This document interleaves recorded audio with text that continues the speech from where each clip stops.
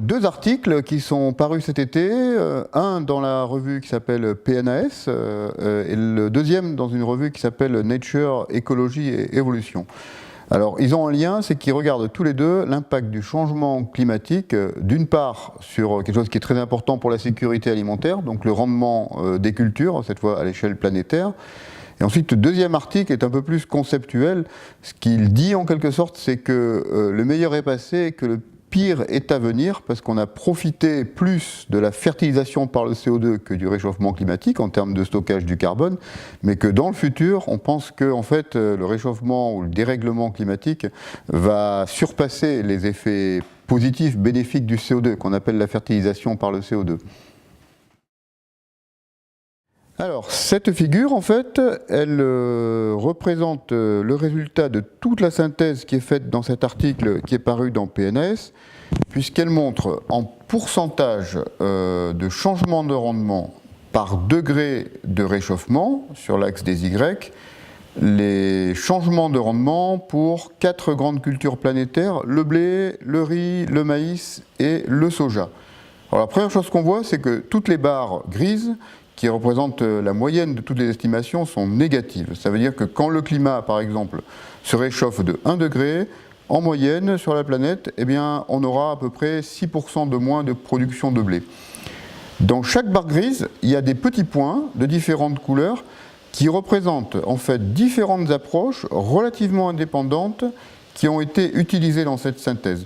Par exemple, en rouge, on utilise des modèles de simulation des rendements cultivés qui sont vraiment des modèles agronomiques, qui sont développés sur des sites très particuliers. Et puis après, on a d'autres modèles qui sont des modèles qui, eux, sont des modèles sur des points de grille qui couvrent l'ensemble du globe. Puis on a aussi des modèles statistiques où on essaye de prédire finalement la sensibilité du rendement à la température avec des régressions linéaires, des statistiques simples.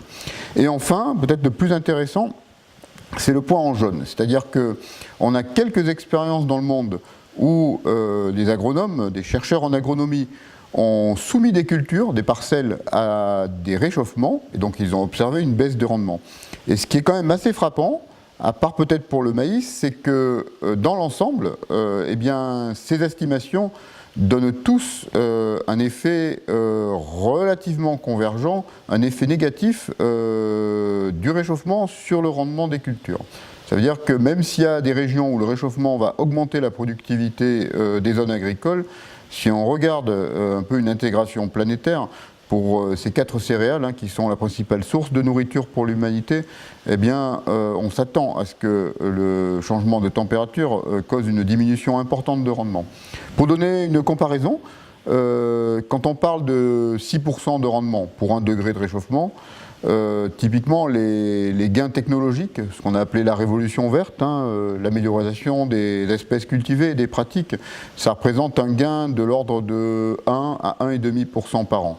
Ça veut dire qu'en fait, 1 degré de réchauffement, c'est comme si finalement ça neutralise 5 ou 6 ans de recherche en agronomie, à supposer que, évidemment, l'augmentation des variétés soit aussi rapide dans le futur que dans le passé. Cette figure, en fait, elle résume un petit peu ce qu'on peut attendre dans le futur de 2 changements majeurs, le changement du climat et le changement du CO2, en termes d'impact sur la végétation. Et le résultat principal, c'est qu'il y a plus de processus qui conduisent en fait à une perte de carbone par la végétation que de processus qui conduisent à un gain. Par exemple, dans les tropiques, on sait que la température va augmenter ici et que les forêts tropicales, en général, leur productivité est très sensible à la température de l'air. Si elle augmente, on peut passer en quelque sorte au-dessus d'un optimum. Et aussi la sécheresse de l'air va augmenter la demande en transpiration et ça va causer des problèmes pour les plantes. Et si on va par exemple dans ce qu'on appelle les hautes latitudes, là le réchauffement climatique, on sait qu'il va causer une décomposition accélérée du carbone dans les sols, donc il va relâcher du CO2 dans l'atmosphère. On a aussi des sécheresses attendues. Et la seule bonne nouvelle qui est marquée en verte, c'est en fait qu'on a une augmentation des saisons de croissance et surtout une augmentation en fait de la végétation ligneuse, notamment des buissons, on appelle ça de l'embuissonnement, dans les toundras, qui eux vont conduire à un stockage de carbone.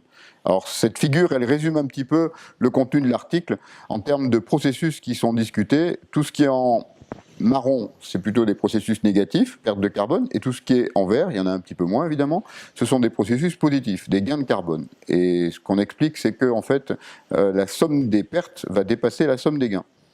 Alors en fait, ce qu'on peut dire, c'est que évidemment, c'est un problème très complexe de savoir comment le climat, qui a des changements régionaux différents, et le CO2, qui implique des mécanismes biophysiques et biologiques assez compliqués pour son effet sur les plantes, vont changer la production de notre planète.